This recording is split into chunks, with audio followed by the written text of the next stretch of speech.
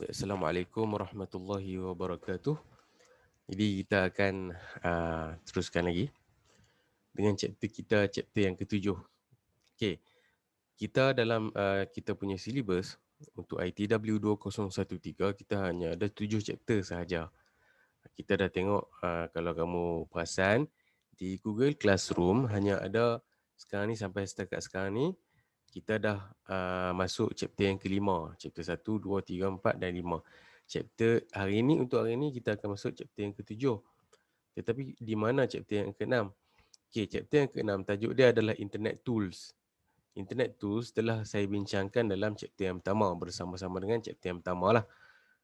Telah diterangkan dengan details berkenaan dengan Internet Tools. Apa yang dikatakan sebagai Internet Tool ni, contoh-contoh dia apa?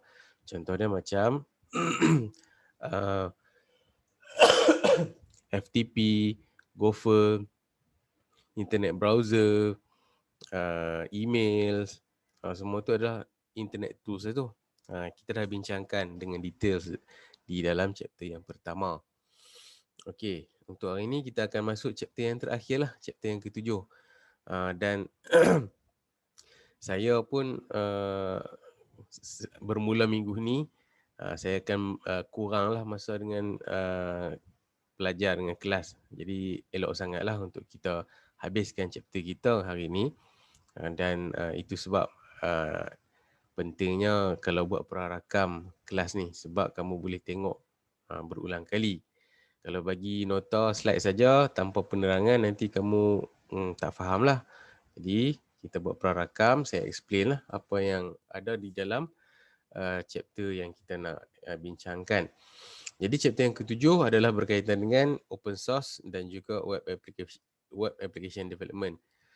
Okey, yang ni bukan nota saya lah, saya dapat daripada internet. Yang ni saya tak pernah guna nota ni. Nota sebelum ni dia bincang berkenaan dengan open source software dan juga library. Jadi tak kenalah dengan kita punya kehendak. Yang ni lebih sesuai. Yang ni ditulis oleh Trevor Thornton. Macam mana sebut saya tak tahu, daripada North Carolina State University Libraries. Okey, kita tengok. Open source software, apa yang dikatakan sebagai open source software ni? Kita pun dah guna dah sebenarnya open source software ni. Tapi kadang-kadang kita perasan, kadang-kadang tak perasan. Open source software is made available with a license that permits users to freely run, study, modify and redistribute. Ini adalah keyword untuk open source software. Dia kata open source software ni, license dia ada license. Dia ada license. Tapi license sebagai open source lah. Dia membenarkan user untuk guna secara percuma, free, untuk kaji dia, untuk modify dan juga untuk redistribute. Maksudnya kita boleh edarkan software tu selepas kita modify. Itu dia kata keyword dia, freely run, study, modify, redistribute. Inilah open source software. Open source software maksud dia kita download, kita boleh tengok coding dia macam mana.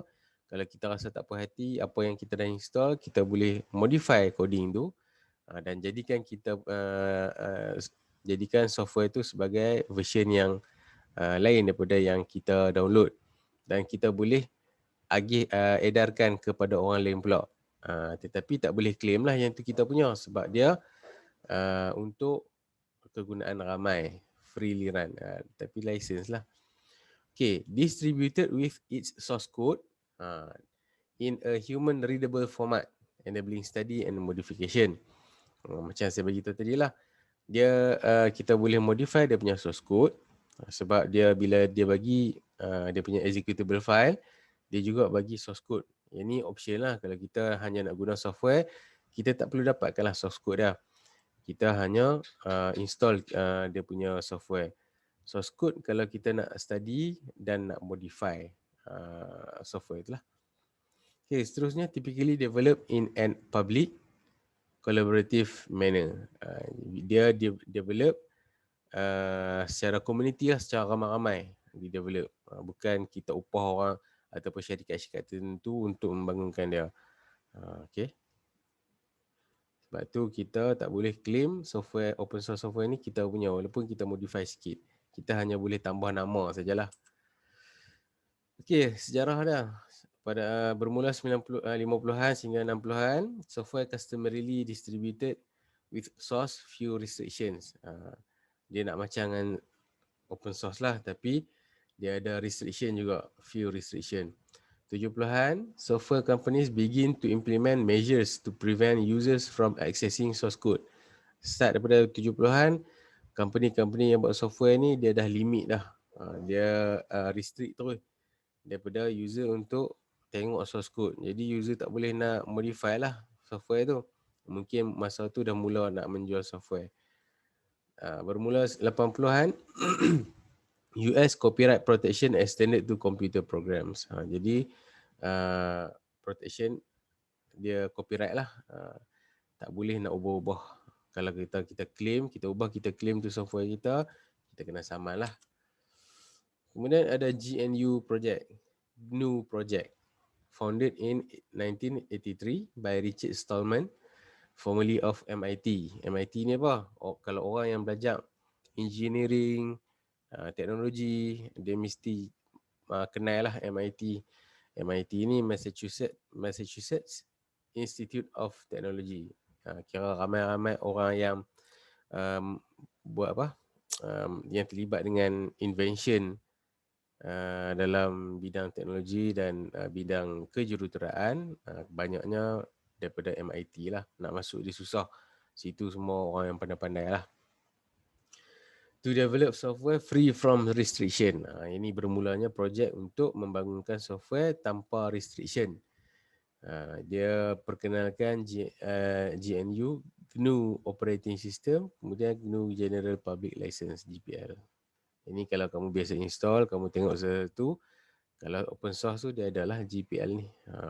Gambar ataupun logo dia adalah macam dengan apa? GNU lah. Okay, Free Software Foundation, founded by Stallman in 1985, published the first formal definition of free software based on 4 freedoms. Okay, dia memperkenalkan software foundation, Free Software Foundation. Ada 4 kebebasan. Yang pertama, to run the programs for any purpose, to study how the program works and modify it as needed. Access to the source code is a precondition. To redistribute copies, distribute copies of your modified versions.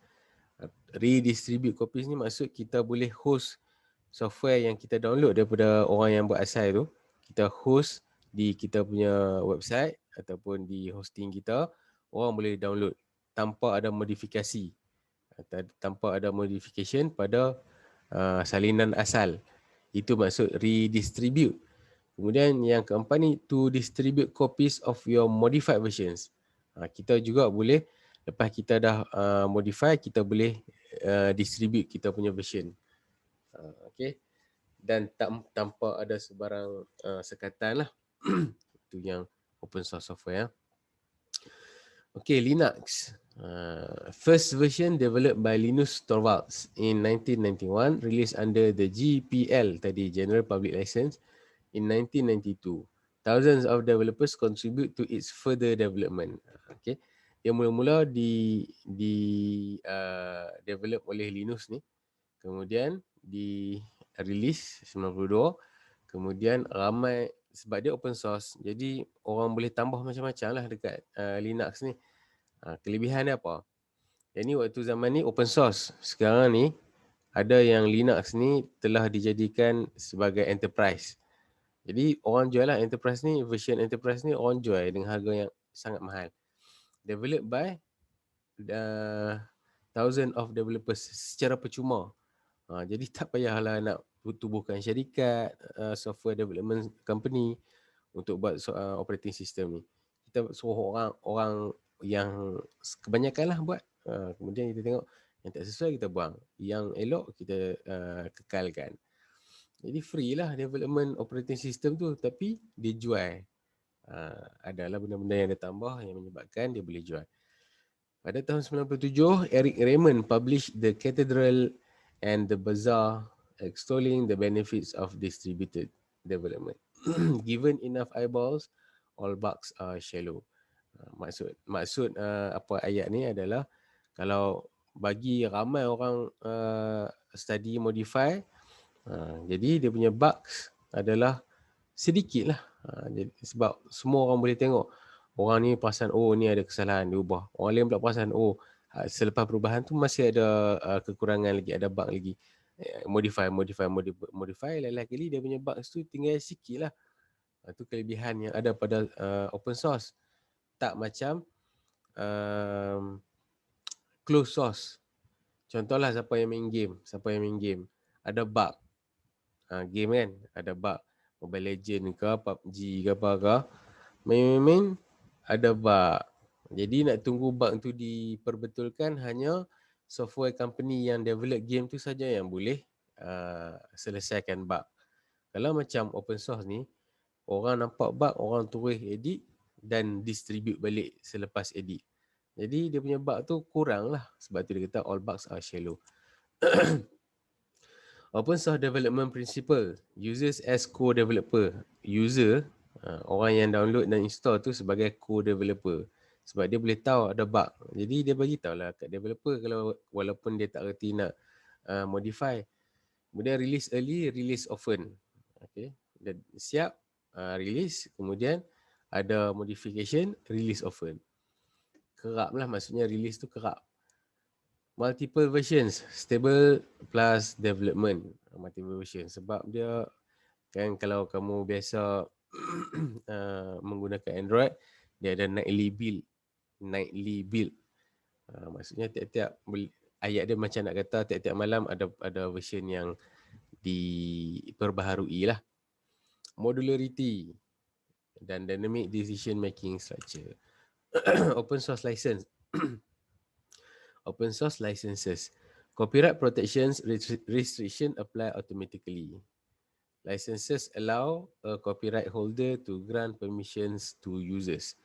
Jadi kalau kamu lah ada kebolehan, kemahiran untuk buat software, kamu buat open source software, jadi dia ada copyright protection ataupun restriction lah. Automatic dia akan apply kepada kamu punya software. License tu akan membenarkan user, bagi kebenaran kepada user lah. Open source initiative provides criteria for accessing open source licenses. The open source definition kamu boleh dapat kat sini lah. Common open source licenses. Okay, license yang biasalah untuk open source ni ada GNU, GPL, General Public License tadi, MIT, Apache Licenses, BSD, Mozilla Public Licenses, dan banyak lagi lah. Yang ni yang famous lah. Yang ni yang top. GNU, GPL, MIT, Apache Licenses. Yang ni saya jarang dengar. GPL, Apache Licenses, BSD, yang ni selalu. Memang banyak lah orang yang guna license ni. Okay, web applications. Selesai open source. Kemudian kita tengok web application yang menggunakan open source. Application software that runs in a web browser and is delivered over a network, not installed on client computer. Jadi sekarang ni contoh kalau kamu beli license Microsoft, ni bukan open source lah. Kalau beli license Microsoft 365, Microsoft Office 365 tu, kamu ada pilihan sama ada yang web application ataupun yang kamu boleh download. Web application ni kamu boleh buat Word document di browser kamu, di internet browser kamu. Buka lah Chrome ke, Firefox ke. Kemudian kamu login dekat Microsoft punya website, login account kamu lah. Kemudian kamu boleh guna Word di browser tu, di web tu, tanpa perlu install di komputer kamu. Untuk apa dia buat macam tu? Sebab terkini, modern punya komputer, dia dah storage untuk, kalau untuk business lah. Untuk business, untuk enterprise, bukan untuk business lah selalunya. Dia nak laptop ataupun komputer yang mudah dibawa, tak berat daripada dia punya berat saiz dia lah. Kemudian capacity storan dia, hard disk dia dah kecil. Sebab apa? Sebab guna SSD. SSD ni nak beli 1 terabyte memang mahal lah. Okey, selalunya 200, 400 gig terabyte 400 gig SSD pun dah agak mahal. Jadi komputer sekarang pun dah jadi makin nipis dan kebolehan untuk support Wi-Fi, LAN dengan 5G, 4G ni memang dah di-embed di komputer macam tu. Jadi nak install banyak-banyak, storan kecil.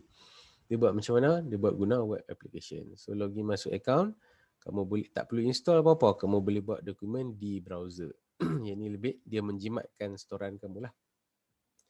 Advantages, easy to roll out to multiple users, minimal system requirements for client, sebab dia run software tu di server.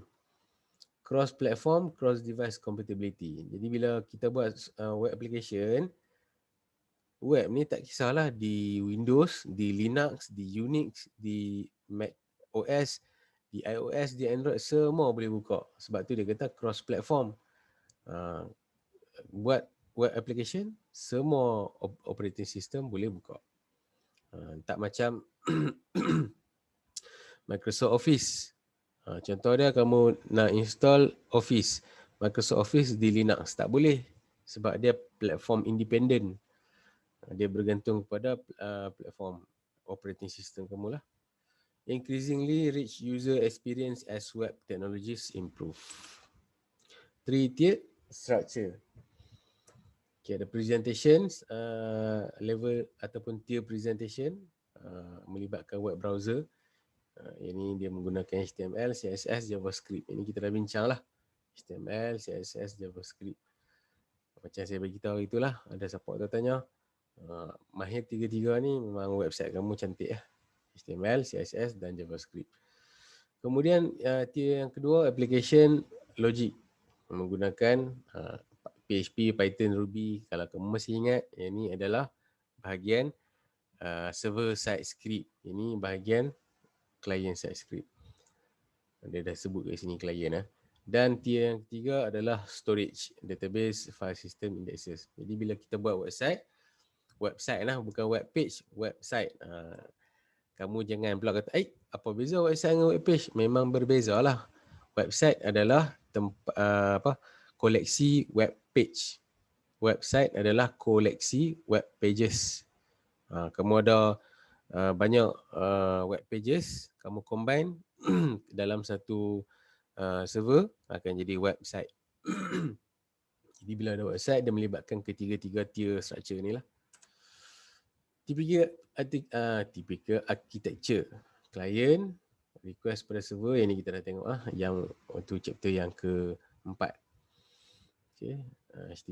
Server akan buat searching menggunakan application logic, dia cari dekat cari kat database, cari dekat storage, kat search index. Bila kalau ada, dia akan reply balik kepada client. Okay, kemudian ada dia panggil LAMP stack. Yang kita dah guna XAMPP stack. Ini LAMP stack. An archetypal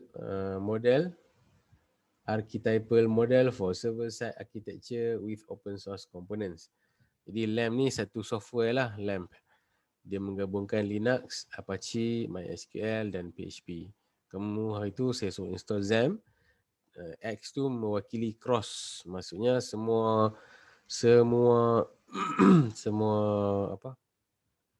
operating system boleh guna lah. X, A, Apache, M, MySQL, P, PHP dan satu lagi P adalah untuk Perl. Okay, XAMPP. Linux, open source operating system based on the Linux kernel, many distributions available that bundle other software. Linux ni sebab dia open source, dia ada macam-macam distribution dia. Dia ada CentOS, ada SUSE, ada Kali, ada Backtrack, ada apa lagi, Fedora, macam-macam lah nama dah, tapi dia base kepada Linux kernel. Linux kernel. Macam Windows lah, tapi Windows dia ada satu je lah. Cuma version dia lain, Windows XP, Windows 8, Windows 7, Windows 10. Linux ni banyak macam tu juga. Most prevalent OS for web servers. Jadi bila kamu install Linux, saya pernah sebut benda ni ya. Install Linux automatic boleh jadi web server. Kita hanya perlu enable web server sahaja. Dia memang dah ada siap-siap dah web server. Windows Server often use instead kalau kamu tak ada Linux, kita akan guna Windows Server lah. WAMP. Windows, Apache, MySQL dan PHP. Apache HTTP Server accepts incoming requests and returns a response, typically either by returning a static document, HTML lah dalam bentuk HTML, passing the request to a script that generates a response on the fly. Apache HTTP Server ni ni kebolehan dia lah, dia buat apa? Dia return static document dan juga pass the request to a script. Script tu akan generate respon sesegera yang mungkin lah. Kemudian develop and maintain collectively by the Apache Software Foundation. So Apache HTTP Server ni di-develop dan juga maintain oleh Apache Software Foundation. Kemudian MySQL, Relational Database Management System, RDBMS. Relational databases store data in tables. Other open source alternatives, PostgreSQL, NoSQL database. Okay. Ini MySQL dia open source tapi dia limited lah. Dia ada version-version dia. Yang mana yang open source ni tak boleh buat. Kalau kamu beli yang enterprise tu adalah kelebihan dia. Cuma kalau tak mau guna MySQL boleh guna PostgreSQL. Masih lagi open source. Kemudian PHP, General Purpose Programming Language, typically used for server-side scripting. Dah disebut tadi ya. Runtime system, software that interprets and executes code written in a particular language. Other popular languages for web apps ataupun untuk server-side scripting ni termasuklah Python, Ruby dan Perl. Apache Solar kot sebutan dia, saya tak pasti. Open source enterprise search engines maintained by Apache Software Foundation. Okay. Provides full text search, fasting, heat highlighting, grouping, and etc. Most widely used enterprise search system on the web. Okay. Ini saya tak pernah guna lagi untuk search engine Apache Solar ni. So kamu boleh buat pembacaan lah Apache Solar ni.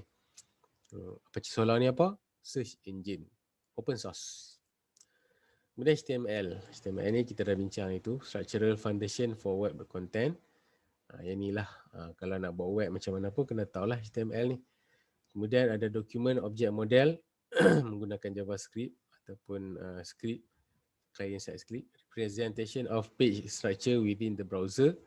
HTML5 provides new APIs, Application Programming Interface, API, to support native media playback, local data storage, 2D drawing, improve interactivity. Yang saya tunjuk itu HTML, yang HTML lama punya. HTML5 ni dia lebih advance lah. Dia boleh buat 3D pun boleh buat guna HTML5. Kemudian CSS, Cascading Style Sheet. Cascading Style Sheets. Used to define visual presentation of web content. Identifies elements in the DOM, yang tadilah document, object model, and assigns them display the attributes. CSS3 supports animation and transformation of objects. CSS ni siapa yang menguasai dia, memang nak kerja untuk develop web ni memang orang akan ambil lah. Janji mahir CSS. Sebab CSS ni boleh mengurangkan coding HTML untuk kita menghias website tu. Dan jadi lebih menarik lah. Dia ada animations dan sebagainya. JavaScript, fundamental component of most web applications, enabling advanced client-side functionality via response to user input, manipulation of the DOM, document object model lah tadi ya. Asynchronous communication with server. Ada kita boleh gunakan untuk JavaScript boleh gunakan Node.js ni. Server-side runtime system for JavaScript. Untuk kita connect client-side script dengan server, kita boleh guna Node.js. Web application frameworks provide basic functionality shared by most web applications, allow developers to concentrate on solutions to new problems and promote code reuse. Okay, bila kita develop website, kita jangan develop suka-suka. Kalau boleh gunakan framework. Framework ni maksudnya macam kita ada framework lah, nak explain macam mana kamu. Dia macam ni framework ni. Kalau kamu tak guna framework, bila kamu nak edit katakan website kamu ada 100 lebih web pages. Jadi nak edit satu-satu, kalau ada perubahan pada database punya login information, password dengan username. Jadi takkan nak ubah pada setiap page kan, sampai ratus-ratus page. Kena cari satu-satu. Jadi nak mudah guna framework. Framework ni contoh kamu hanya ubah pada satu page. Yang page-page lain akan ikut perubahan tu lah. Kalau dalam programming ni, framework ni ala-ala macam variable lah. Variable. Bila kamu declare variable, value apa pun yang kamu ubah pada variable tu, jadi bila digunakan dalam function, dia masih mendapat value yang sama sebab ada nama variable. Macam tu lah lebih kurang framework. Common web application framework, common yang biasa. Routing, URL mapping, page templates, database, interaction, security conventions for organizing code. Popular framework, Ruby on Rails, Django, PHP frameworks. Ini kamu mungkin tak tahulah. Tapi bila kalau kamu masuk dalam bidang pembangunan laman web, kamu kena tahulah framework ni. Okay. Untuk PHP framework ada Laravel, Zen, Symfony, Code Igniter, JavaScript framework, Angular, Ember, Backbone. Semua ni boleh digunakan lah untuk pembangunan laman web. Levels of involvement in open source project. Implementing an existing application without modification, modifying an existing application to suit local needs, contributing to an existing project, developing something completely new, and releasing it with an open license. Okay. Ini yang kalau kamu nak buat open source punya project lah. Community open source. Dia ada user ataupun implementer. User ni kita lah yang menggunakan software open source ni. Share knowledge through list groups. Kita guna, kalau ada apa-apa bug kita akan share lah. Kemudian developers, kategori developers, contribute code, identify issues and suggest fixes. Kemudian supporters, provide financial support to ensure long-term sustainability of open source projects. Supporters ni selalunya yang ada dia stakeholder lah kepada open source software tu. Katakan open source software tu nak guna dia kena register, kena login. Jadi dia nak data, dia support lah. Dia bagi financial support kepada developer. Developer buat software, dia tak bayar sebenarnya. Dia bayar, dia macam buat financial support je lah, sokongan kewangan. Dia tak ada jumlah-jumlah tertentu yang dia bayar kepada developer. Dia bagi je banyak mana dia nak bagi. Kemudian developer akan buat software, dia akan macam mana pun developer akan mengikutlah kehendak supporter, stakeholder dia lah. Okey, habis. Itu sahaja untuk chapter yang terakhir ni. Chapter yang terakhir ni dia tak masuklah semua. Kamu kalau dalam exam kamu kena ingatlah open source, kamu kena boleh define open source software itu apa. Itu yang paling penting sekali.